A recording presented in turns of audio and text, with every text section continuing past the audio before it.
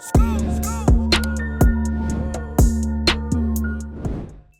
I think about 6 months ago, I was having a conversation with you about football, and I said, Adam, we need to start a podcast. We need to start a show.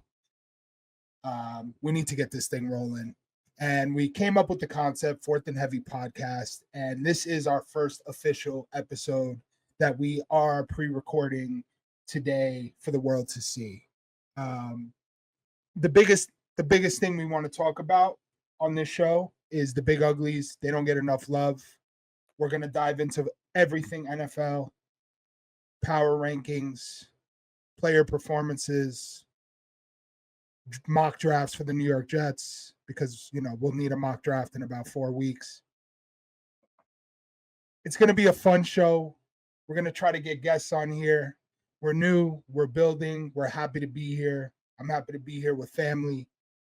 So I'm going to start with myself. I played football. I was slow as shit, but I was big as shit. So they put me on the offensive line, and it was great. I had a blast. I didn't get any D1 letters, but it was great. It was amazing. I love football. It's a part of who I am. It taught me discipline. It taught me punctuality. It taught me how to work with people. It was an incredible thing. So to be able to combine the film world, which I actually, went after football failed for me, to have the ability to do both of these things is incredible. I'm a New York Jets fan, as you can tell. Today was actually a miserable day for us. We lost our right guard, Elijah Vera Tucker. We'll talk about that more later. So, Adam, I'm going to pass it off to you. Give us a little bit about yourself. Your time with football. You played a lot of football, bro. You played a lot of football. You even played semi-pro for a little bit. You have incredible knowledge of the game. It's an honor to share the platform with you. So go ahead, man. The floor is yours. Yeah, I appreciate it. And one thing I want to correct before I go, you didn't fail at football. Football ended for you. That would be the nice way of putting it. But essentially. Yeah. Thank you. That makes me feel better. Thank you. Yeah. So I am Adam. I wouldn't really call myself some type of football savant, as the way Jared just put it, but I disagree. I do have some football experience under me. 37U, as most people call it now. I played in the trenches. I was a nose tackle and I was the backup center. I had a knee injury in high school and I lost my lateral mobility, so I didn't exactly start both ways. But had I been able to move side to side at a normal speed, I would have been probably the starting center or guard. I love the trenches. Just like Jared was an offensive lineman, and he was good at it. He was a big guy. He did what he had to do. On the trenches, on the defensive side, I was the nose tackle. Never took on less than 2 blocks at a time. Affected the run game in many ways. I'm a huge fan of football, from top to bottom. I am a diehard Dallas Cowboys fan. I'm wearing black because I don't want to wear anything Cowboys related to put any money in Jerry Jones' pocket. It's funeral season. Yeah.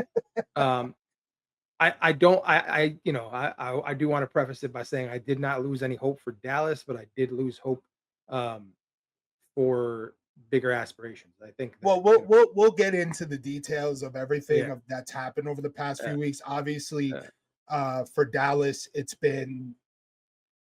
a shocking move, right? And we'll get more into that. Obviously, I wake up today, I take my traditional number 2, grab my coffee, and my starting right guard is out for the season potentially. There's no details yet, but it doesn't look good. So it's been rough for the both of us. Yeah, right? Actually, I saw we'll talk more about it when you get to that part. But. Right. So to be able to come on here and vent to you guys is actually helping with our mental health right now. Yeah, we're really going through it. So and it's hilarious because there's opposite sides of the spectrum for us as fans, right? I mean, Dallas, actually, for the first time in a very long time, there is zero expectation for Dallas, and usually when that happens, that's when the fun starts. Okay, so let's do it. So let's throw in a little segment, and then we'll transition to our next segment, where we talk a little bit, obviously, about the Micah Parsons trade and whatnot. Yeah. Is it better to have a team that consistently sucks, or is it better to have a team that you know going into the season is going to compete?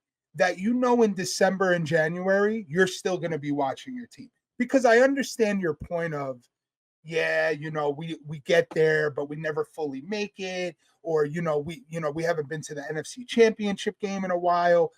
For me, the Jets haven't been in the playoffs since I was a sophomore in high school, which is literally no joke. So I personally, as frustrating as success I guess may be, I personally would rather have a team that at least we know is going to compete. Like on the baseball side with the Yankees, right? They're not the team they were in the past, but I know they're going to do everything they can to compete. And the Jets haven't had that type of success. So for you with Dallas, right, being a Cowboys fan, I mean, can you really say that? I hate my team, even though we compete every year, and we're America's team. Like, what would you prefer? Would you prefer a first round draft pick every year or competing in the playoffs All right, let me break it down to you in a way that every you'll understand because year? we're both This in, is I opened up a can of worms with this one, didn't I? we're both in sales. I'm currently in sales and you were in sales, right? Yeah, When you do sales, you have a goal, right? Your goal may be 100,000, 200,000, 300,000, 50,000, right? Like right. if you're consistently at a low goal of let's say 25 to 50,000, right? It doesn't take much to hit that number and then go past it. And if you go past it, it's all praise and love Of course, and yeah. Huge commission everyone's like, checks. "Wow, oh my god, you surpassed this 50,000 mark," right? There's no expectations. It's just do enough. Just do your job, right? So Right, you go in, you have this mindset of all I have to do is hit $50,000 and I've hit my goal for the month.